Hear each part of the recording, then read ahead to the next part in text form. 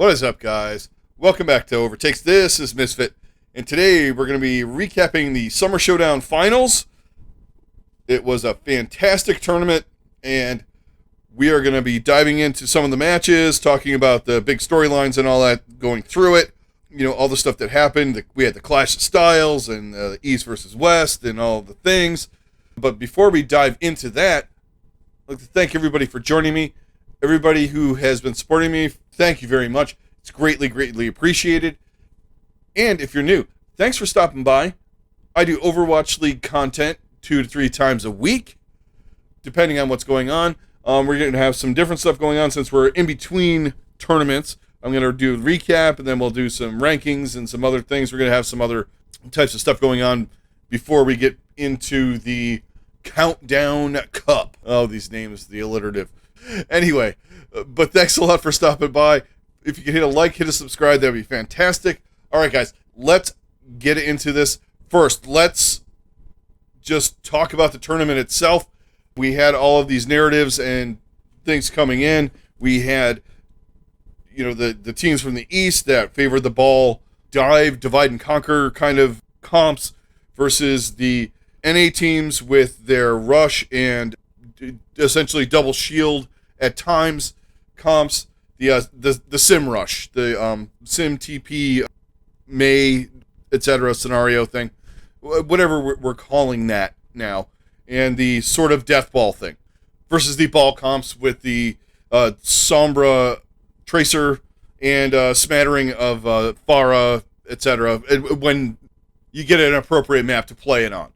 Let's talk about the tournament on the whole. I had a blast watching this. I thought it was by far the most interesting stylistically from an Overwatch, just a standpoint of the game itself, watching different styles and seeing how it played out at the highest level. I thought it was fantastic. I thought we had great storylines. We had Chengdu. We had Shanghai doing what they do. Of course, they won. I'm not spoiling anything here because, I mean, obviously it's a recap.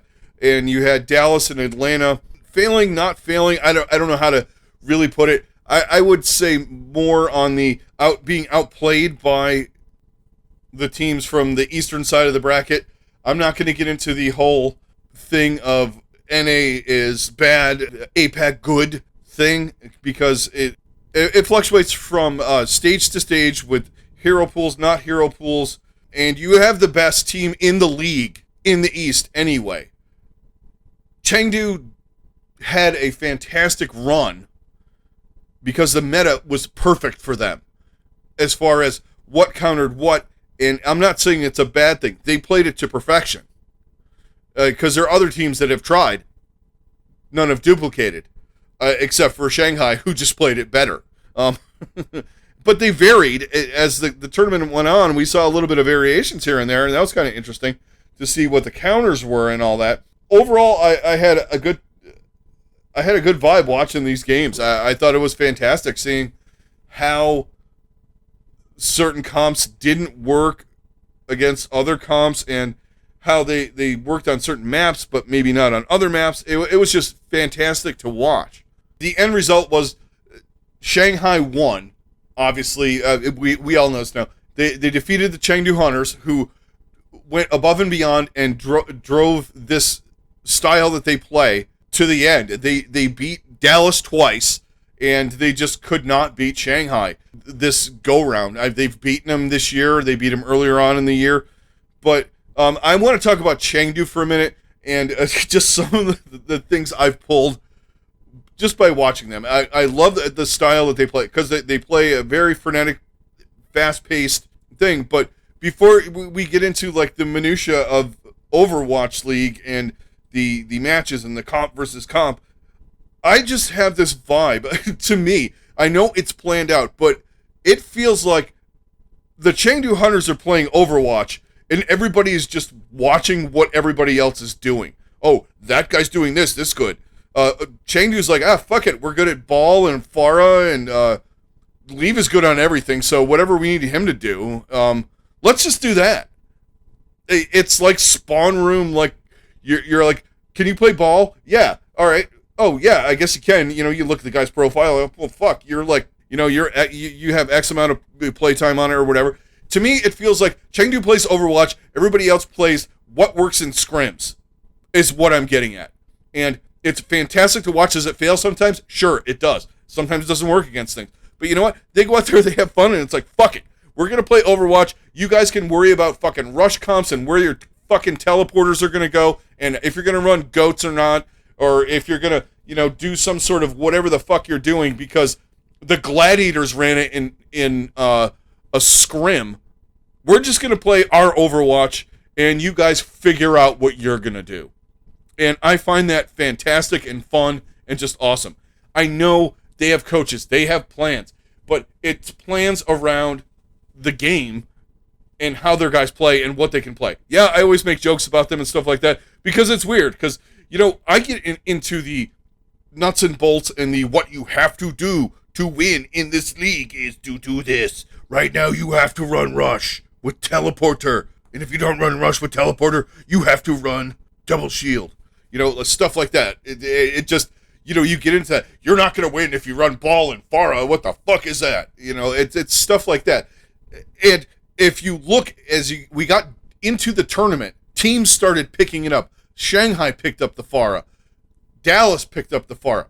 But they can't play it like the fucking Hunters, because the fact of the matter is Jinmu's the best Pharah, and it's because of his mechanics, and he can hit rockets in your face all day long, but it's also because you can't hit him because his angles are fucking weird. There's no way to find him sometimes, and it's just insane.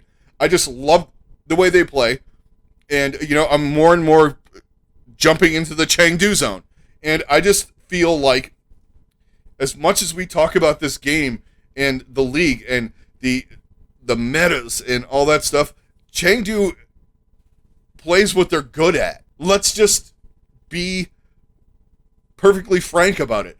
They're not playing the Reinhardt rush, even though they tried it late in the championship game, which I found weird for them to do.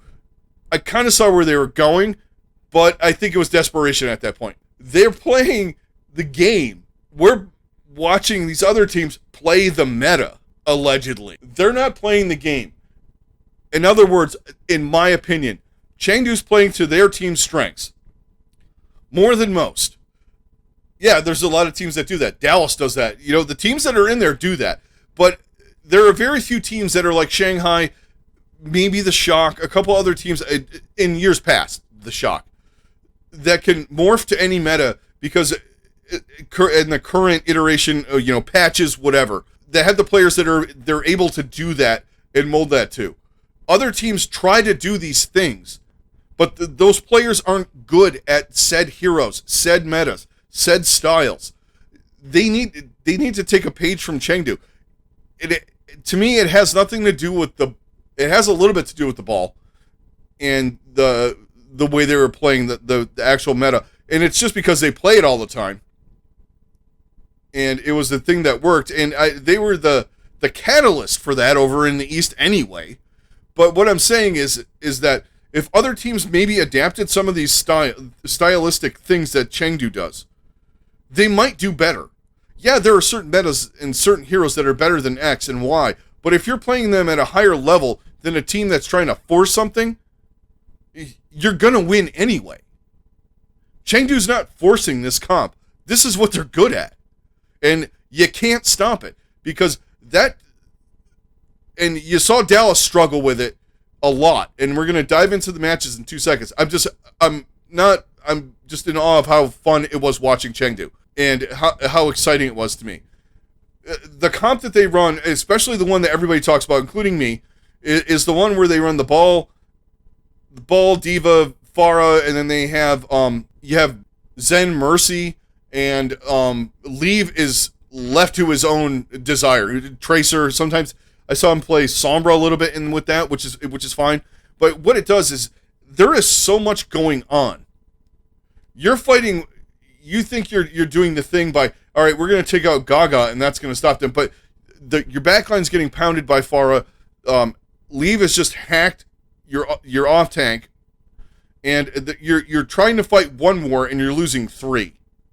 Is what happens with this comp, and it's amazing, and it's more of what Overwatch is meant to be than all 6 of us are going to get together.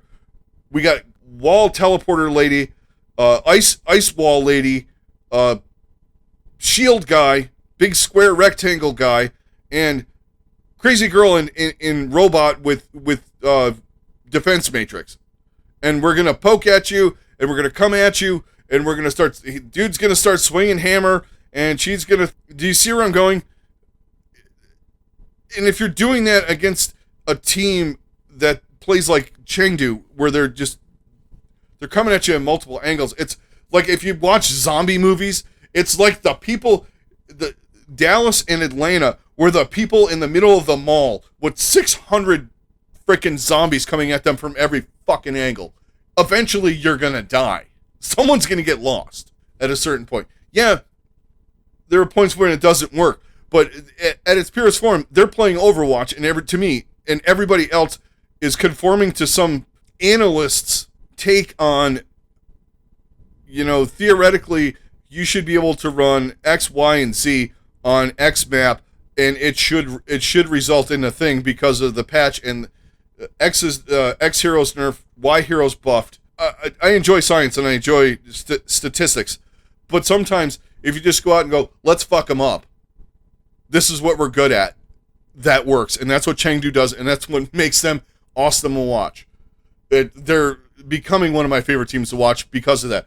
And not only that, they have very high skilled players on the team that a lot of people write off. Like, they don't write off Leaf, but I think we wrote off Jinmu for a long time. It's just, the guy who does Pharah.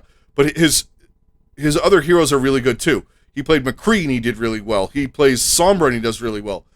Monk is playing Zenyatta like crazy, frontlining Zenyatta. By the way, I know I'm talking about the second place team more than the first place team. We'll talk about them at the end. I spent 8 minutes talking about the Chengdu Hunters. But what I'm getting at is these guys need to be respected a little bit more, I think, by most of the community, other than, hey, they're the fun panda guys that go out there and do the wacky shit. It's not wacky shit. It's real Overwatch that happens, and they're playing at a high level because they're playing what they're good at, is what I'm getting at. All right, so now that my rant on the good side, a good rant about Chengdu. Okay, so let's talk about the matches.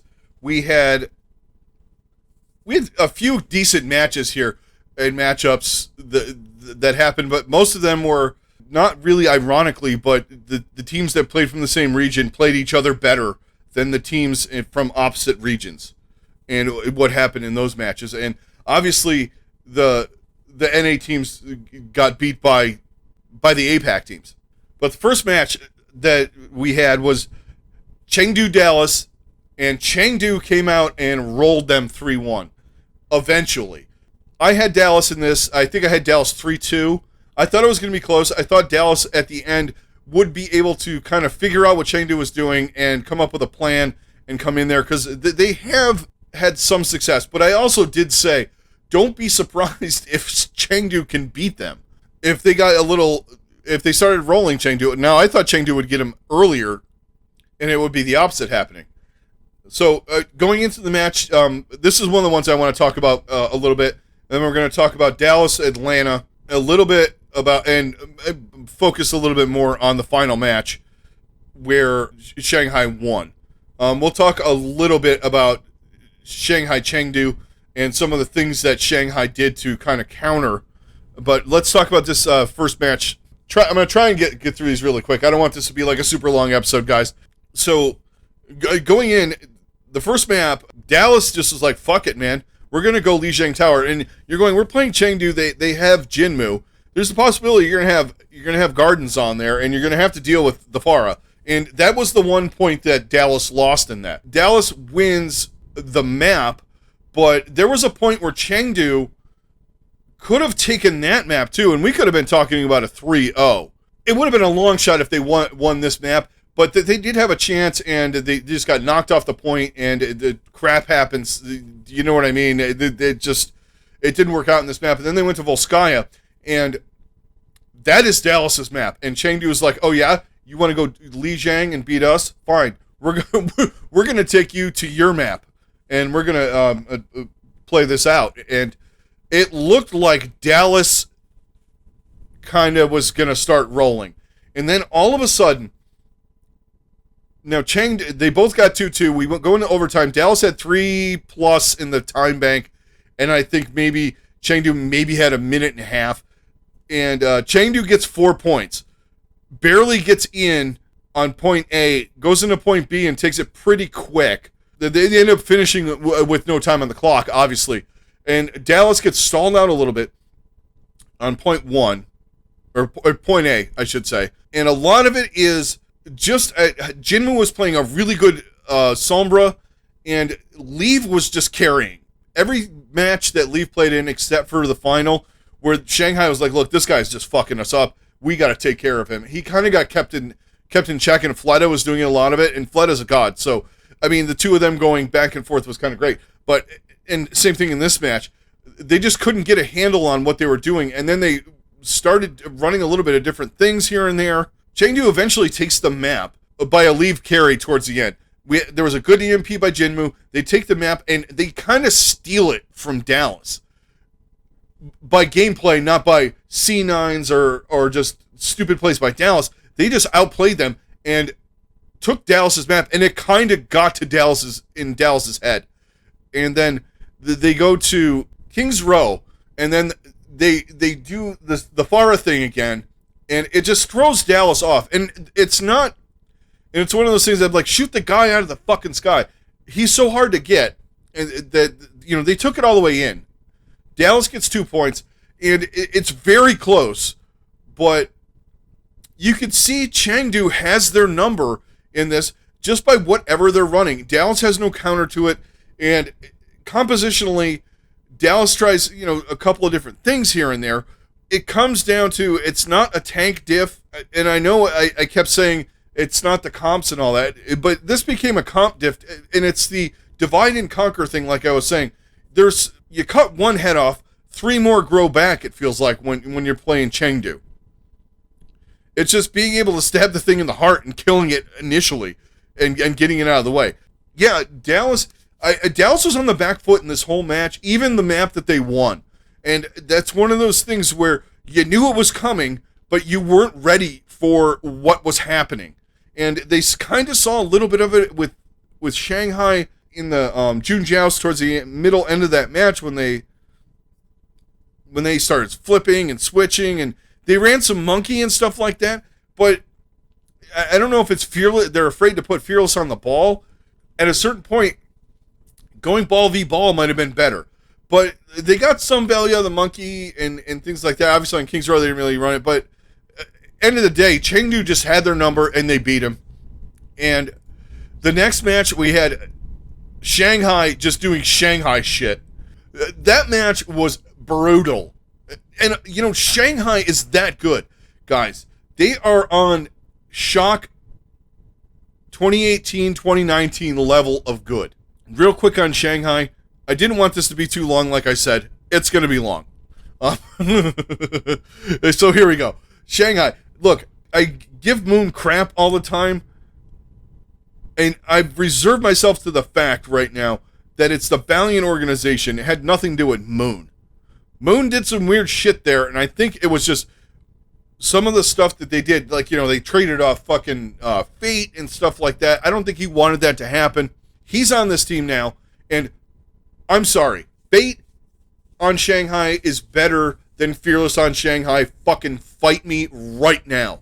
I will give you 300 reasons why they're better. The rest of the team is the same. It has nothing to do with the metas, who they're playing. Fate has made a massive difference on this team.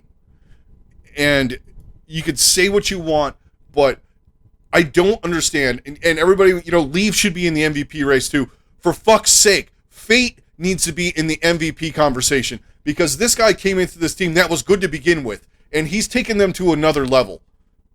His play on main tank is fantastic, and if you don't see it, I don't know what is wrong with you. It's not just Fleta and Lip doing their thing and Izayaki clicking heads on Zen or hitting sleep darts and whatever. It is Fate directing the ship.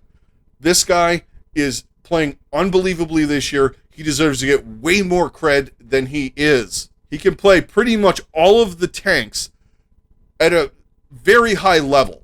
The dude owned Gator in this.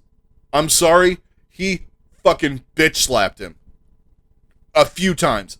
And you know how much I've been talking about how much Gator and Hawk have been playing well. They had their moments where they played okay in this, but they were getting out fucking classed by Fate and Void.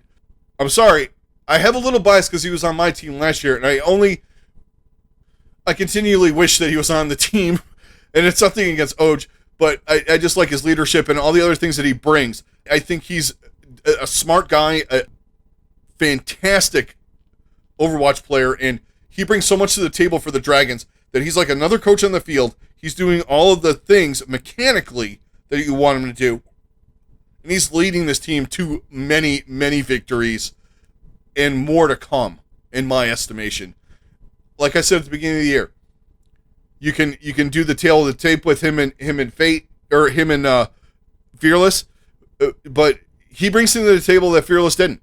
It's just, sometimes that makes a difference. You don't have to be the best mechanical person to win every match. But they dispose of Atlanta, and then we move on to the losers bracket, winners bracket final, where we have Chengdu taking on Shanghai.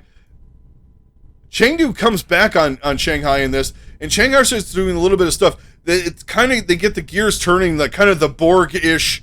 They figure out what Chengdu is going to do, and they change up things a little bit. They play a little bit of Reaper. They do some other things to throw Chengdu off, and they eventually win this match. And they just play a fantastic match, and it's all the things I said. You have Lip doing things and Lee doing and Fleta doing things in this match to just grind it out and win. It was not easy by any stretch of the imagination. Chengdu was on a roll. They were ready to go, and they just came in and gave the Dragons more than they really wanted in this. The next match, we had an NA clash. This you could potentially say was one of the best matches. The two of the matches that went 3-2 in this were the same side of the fence teams playing each other. In the losers bracket, we had Dallas playing Atlanta. I had Atlanta going all the way to the final, so I was rooting really hard for Atlanta here. But in the end, Dallas did Dallas things. They did lose to Chengdu, and I spent a lot of time speaking about Chengdu and talking about Shanghai and Fate, but Dallas is still a fantastic team. Atlanta is as well. These four teams are probably, three of the four I would consider in the top. Chengdu, if the meta hits right, they're going to fucking roast people.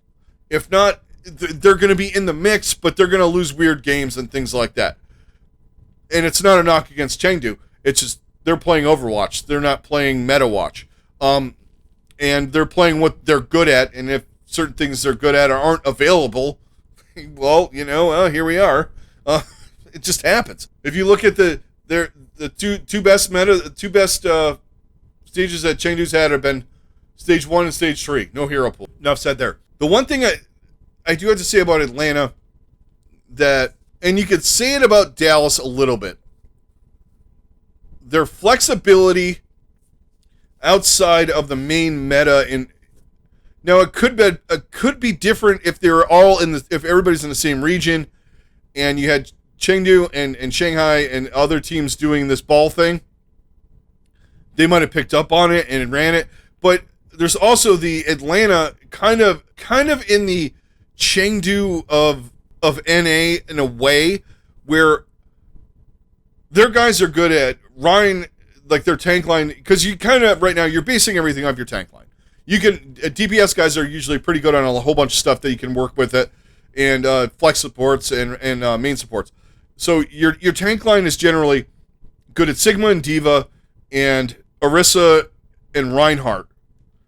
But outside of that, you're getting into fucked up territory because Gator doesn't have a great ball, and his monkey's marginal. Okay, did all right for a little bit. So you don't have flexibility. And this is where Dallas gets them, in my opinion. Because Dallas does a lot of different things. in this. They do some different things in this match, and Sparkle and Doha manipulate the match. Fearless plays what he has to, and to counter the tanks and make space for those two. So if they feel like they need to do Doomfist and Sombra, that's what they do. If they do Echo Doomfist, that's what they do. If they do, maybe they run Sombra Tracer, that's what they do. They're flexible in that they're trying to pick out ways to make the difference more than the tanks have to for Dallas. And the thing is, the tank line for Dallas is fantastic. But the tanks are adaptable, and whatever the most value they get out of the DPS is what they're going to use. So if it's something where you need quick picks, you're going to play Doomfist and something else. Or, you want to do like something standard in the dive thing. All right, so we're going to run the Rhine TP thing. So that's what they do. They can function in different ways. They want to do double bubble, they do that. Maybe they run Echo Sombra. Maybe they run Echo Tracer. Maybe they run Doomfist and Sombra. They vary the backline a lot to fuck with teams. And they knock the rain out of the tournament. Next match, they go in. And, if I had a way, if I still lived in Las Vegas and they had these matches online for betting, I would have bet as much money as I could on Chengdu in this, because Dallas was spent after that match. That was a hard-fought match, and this is what I was talking about. Yes, you're in the loser's bracket. You're the first two teams in, so you get fucked. I wish they would give them 20 minutes in between, or even run that match. Or I know you don't want to taint the final, but run that match Saturday morning, and then run the other match Saturday night, or 2 hours before or something like that. Give them a long break. I don't think 10 minutes or 15 minutes is worth it. It's kind of like watching, if you guys remember season 1, if a team, because both teams had to play a match and then they played another match. If one team rolled and the other team had a close match, the team that had the close match got fucked, usually in the final. From my recollection. It happened to Philadelphia. I think they beat Houston, and I forget. I have to look at it again, but there was some of it that I just wish there was a little bit more time, is what I'm getting at. The Hunters dispense of Dallas. Dallas was just mentally boomed. And then they were playing Chengdu, who had their number, and Chengdu just came out and fucked with them again. They just absolutely mind-warped them because they're spent. Chengdu was, Chengdu lost, but they had time to sit through that long match, get it together, figure out, what was going on, who they're going to play. They probably worked on Atlanta a little bit more because they just saw Dallas, and they knew what to do against Dallas. They probably wanted to see what Atlanta was playing, and they came out and they did Chengdu things. Hey, the Hunters, man, did their thing. This team, you gotta kind of, I know some people, how can you not like the team? I get annoyed with all the crap that get around this team sometimes, but you gotta love the way they play. And then the finals on Saturday, well, the damn Dragons did what they do. The closest Chengdu got was on 66. I guess you could say on Anubis, but on 66, they had a shot. They did something different for them. They went Rhine. Weird. They rode a Rhine Torb Reaper, I think it was. It was something straight. Maybe they ran a Sombra, or Lee was on Tracer for a little bit, or I don't know. They did a wacky thing, and it threw Shanghai off. They finally threw Shanghai for a loop. But Shanghai comes through in the end because that team just can work around stuff. They figure it out. They change. They make the proper changes. They just beat them, and then they bury them on Nepal. I thought this was going to be closer than it was going in. I thought it would be probably 4-2, maybe 4-3. I didn't think Chengdu could pull that much from Shanghai in 2 matches. I was rooting for them just by default because I wanted them to win. At this point, it was just like, fuck it, get on the panda wagon. But Shanghai showed some adaptability. They started running Reaper. They ran, like I said, they tried running Farah. They did, I believe they ran it a couple times in this too, if I remember right. There were instances in this where you had, even in the start of the match, Lip played some Tracer, and you had Fleta on Farah trying to out-duel Jinmu. It was just, there were things going on in this match, and it was it was really good to. I liked seeing Chengdu there, and they fought. They gave him a battle, but in the end of the day, at the end of the day, the best team won this, and this team, the Dragons, they, like I said, they are on par with the Shock in 2018 and 2019 with dominance, and theirs is a little different. It's not necessarily diving into the meta and knowing it specifically and dominating everybody on that and try and stop me. It's the, okay, you're going to do that, we're going to do this. And they come at you, and they come at you in different ways, and they have the players to do it. And they don't have a full roster of players. Their 6 can do that. And that's the amazing thing. You have guys on every position in your starting 6 that are probably the best right now. I mean, yeah, maybe you could say Li Jiegong is not the best on main support, but that's about it. Izzyaki, probably the top flex support, give or take 1 or 2 people. Fleta, Lip, same thing. Fate Void, same thing. This team is unbelievable to watch. And like I always say, and I repeat it all the time, I love watching greatness. I love watching teams like this play, and just watching them play with coordination and being flawless, and even losing and being somewhat flawless, but just getting outplayed.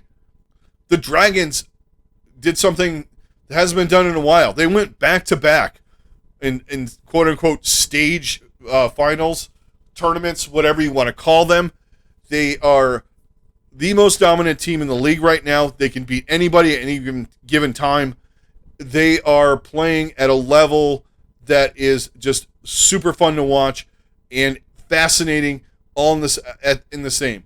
Dallas is unbelievable to watch. Chengdu is super fun to watch, and they're us playing at a high level. Atlanta is fun to watch too, and watch them do the things they do. They're a fun team, but the best team is by far Shanghai, and it's not a regional thing. I'm not going to get into a fucking rant. I'll save that when we do the rankings show coming up, going into the Countdown Cup. It is what it is, guys. Believe what you want to believe. Believe the smoke, believe the mirrors on both sides of it, and just root for Chengdu, I guess, is what I'm getting at. I don't know. I became a Chengdu simp over the weekend, so I don't know. I mean, I'm going to decorate my old house in panda stuff, I guess. I do have a t-shirt. Anyway, guys, congratulations to the Dragons. Fantastic win. The other teams that were in it played phenomenally, too. It just, at certain points, they just met their match in certain metas. And we've seen it the other way with the Hero Pool thing. And we'll see what happens in the Countdown Cup. And then we'll see what happens in the playoffs. And then we'll finally decide it at the end of August. Or September. Whenever they're going to release the fucking finals date. Please, soon. We're like getting towards the end. Anyway, guys, that's going to do it for this one. Thank you very much for joining me. All of your support has been greatly, greatly appreciated. This is Misfit. I'm out. Everybody have a good rest of your day. Stay safe, and I'll talk to you in the next one.